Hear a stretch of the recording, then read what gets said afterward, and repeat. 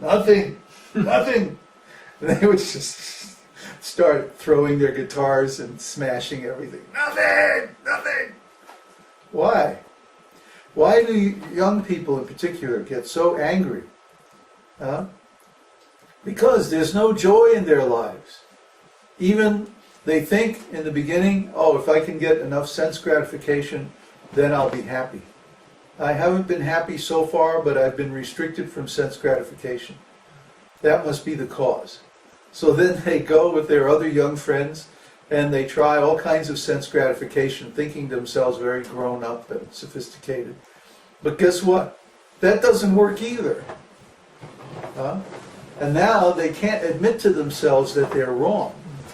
So they try more and more and more sense gratification, and it still doesn't work. And finally, it ferociously doesn't work because they're very, very unhappy, and now they've piled so many inauspicious, sinful activities on top of whatever unhappiness they were already feeling. In the beginning, the children feel unhappy because we don't teach them who they are. We don't teach them that they're spirit souls. We don't teach them that they're children of God. We don't teach them the Vedic knowledge that every child of God is supposed to get as their inheritance. We cheat them. We withhold their inheritance, their real knowledge that they should have. And how are they supposed to live life without this knowledge? So naturally the children are angry. They don't even know why they're angry. They're missing something. Something is empty in their lives. What's empty is knowledge of who they really are, what they really are, what life really is all about, how to live successfully, which means happily, with rasa. They're missing, actually, God, girasa. They're missing. But here it says that girasa is coming through the Vedas. So if you give the children the Vedas, if you give the children the knowledge while they're young, then they never have this terrible emptiness. And then they try to fill it with so much nonsense. See? Just like I was amazed when I went to India. When I went to India, it was, still a little bit early. They hadn't modernized so much, and things were still pretty normal in India. In India, there's no such thing as a teenager. I mean, in the sense of an American rascal teenager, hanging around slouching. They get this, it's just like black people. Black people have this certain way of standing, a certain look on their face when they get around white people. And it basically means, I'm not going to serve you. I'm just going to be a lazy, useless rascal and not serve you because I'm angry at you, because your grandfathers and great-grandfathers did something to us. So teenagers get that same look, that same slouching, You don't see that in India, or you didn't see it then. You see it now. But back in the days when I first went to India, you didn't see that. There was I went everywhere, but I couldn't find any teenagers. There were kids, and then there were young adults, suddenly. No teenager nonsense. Why? Because from the very beginning of life, they got some spiritual knowledge. They had some idea who they are, why they're here, what to do in life, how to get satisfaction, how to get rasa, how to get joie de vivre. And it's not through sense gratification. It's through doing our duty to God. Duty means regulated activities. What was that word up here in a sense?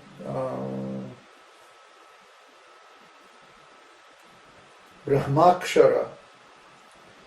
Brahmakshara, Vedas are coming from the Supreme Brahman, Samudbhava, directly manifested. So, you should perform sacrifice. You should perform sacrifice with everything, as far as possible.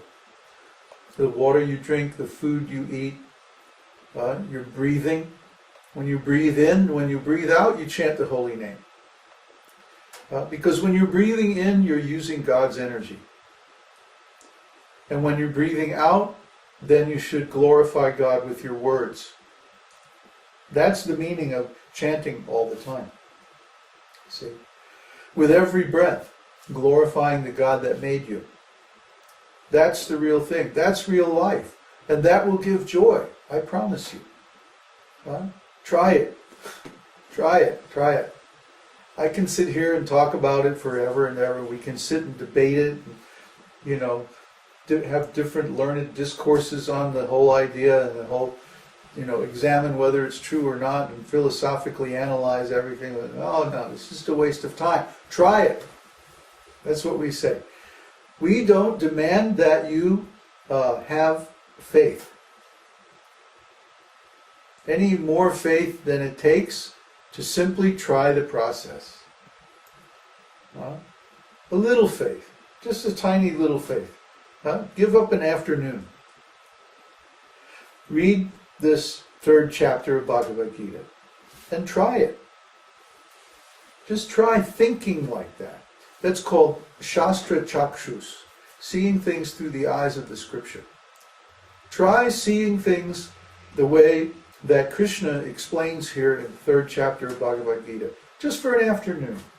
It's not going to cost you more than that. Just try it, and you will see. You'll feel better. At first, it's kind of hard to notice it, because we're not used to thinking in terms of transcendental consciousness. But we'll notice that we feel lighter, we feel brighter, we're more at ease, life goes nicer. It's more smooth, it's more joyful, like that.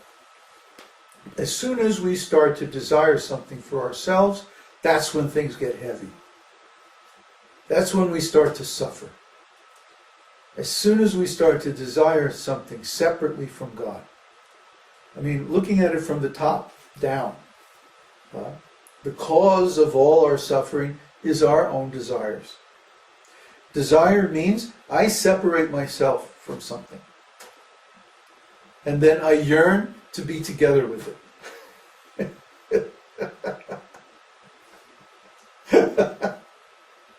Duh. Money. I need money. I want money. It drives you mad after a while, like Scrooge, It's just madness. It's insanity. You think that money's going to make you happy? It's madness. It's crazy. It's fool's talk. It's nonsense. Money is not going to make you happy. You could have a whole room full of money. You could be bathing in money and still be completely miserable. Why? Because what you really want is transcendental happiness, rasa. You don't want money. You don't want love. You don't want things or stuff or positions or designations or titles or positions or power or fame or any of that stuff. You want transcendental happiness. You got to trust me on this. If you get transcendental happiness, you'll be like sitting on top of the world. You won't need anything. You can taste this transcendental happiness a little bit when you're in love. What's that? I got the world on a string, sitting on a rainbow. Got the string around my finger. That's the feeling. It's like, I know the secret of life. People get the same feeling when they're tripping sometimes. If they accidentally come across the secret. But then they come down and they forget it. And what's the secret? That everything we do is based on consciousness. And when our consciousness is in line, is in harmony with the Supreme, then everything is wonderful, everything's beautiful, we're in love. What a day, what a world, I'm in love. I used to be a jazz musician. But anyway, the process is to bring our consciousness into harmony or into line with God's consciousness. And how do we do that? By following His instructions. It's so simple. But because people are rascals, they don't want to follow any instructions. I'm independent. Yeah. Well, if you're independent, why are you so unhappy? Anybody can be independent, but you're full of so many desires. I want this, I want that, I want to do this, I want that, go there, I want this person, I want that, I want these things, I want money, I want that. Want. That's not happiness. That's the opposite of happiness. The more you desire, the more miserable